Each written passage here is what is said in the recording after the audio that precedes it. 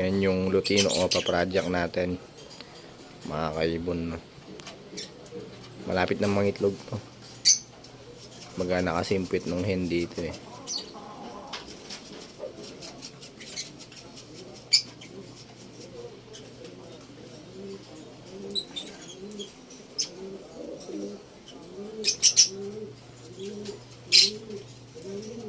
Nung nakaraan, dalawa lang yung nag-fertile sa mga itlog nila. Ngayon, sana marami, no?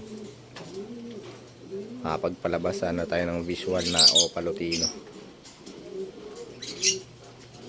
So, yun lang guys.